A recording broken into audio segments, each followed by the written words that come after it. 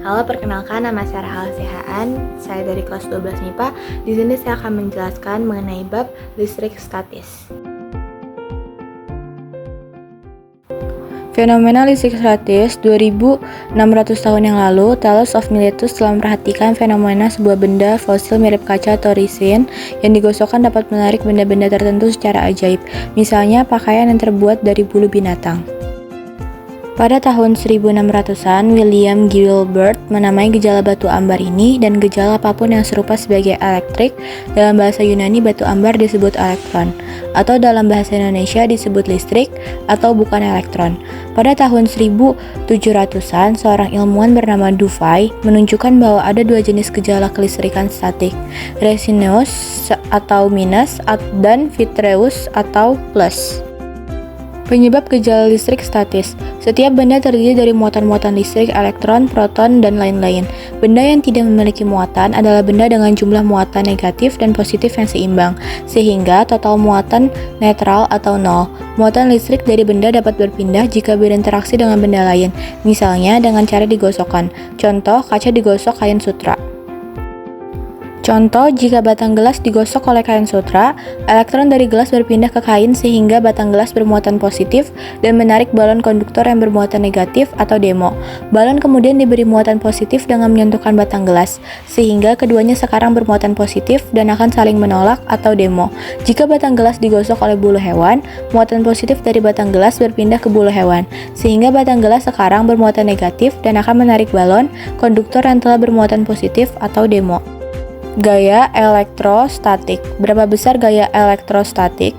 Pada tahun 1768, mulai sebuah percobaan, Coulomb mendapatkan gaya elektrostatik berbanding terbalik dengan kuadrat jarak antar benda atau muatan dan sebanding dengan besarnya muatan benda tersebut.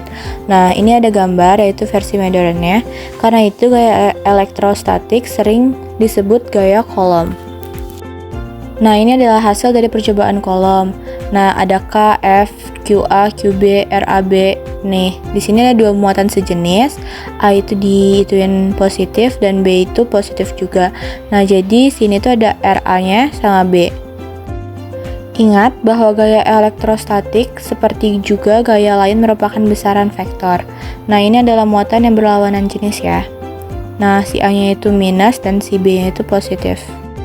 Lalu, bagaimana gaya elektrostatik jika muatan lebih dari 2? Berlaku prinsip superposisi atau penjumlahan.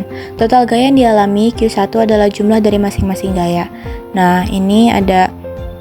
Jadi, total gaya yang dialami Q1 itu adalah jumlah dari masing-masing gaya.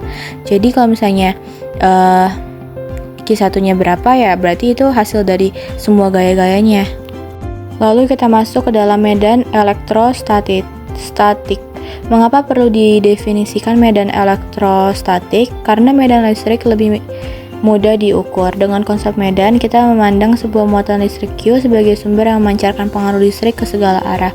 Pengaruh listrik ini dinamakan medan atau field. Nah, ini ada contoh gambarnya. Lalu di sini ada gambar antara interaksi dua muatan dari sudut pandang medan listrik. Nah, ini animasi attract dan animasi repel.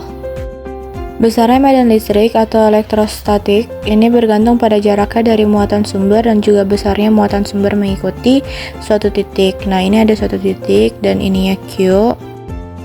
Lalu, jika sebuah muatan lain misalnya QO ditempatkan pada titik tersebut. Nah, tadi kan udah ada satu titik melalui titik Q, lalu kita ditambahkan Q0. Maka muatan tersebut akan mengalami gaya elektrostatik sebesar.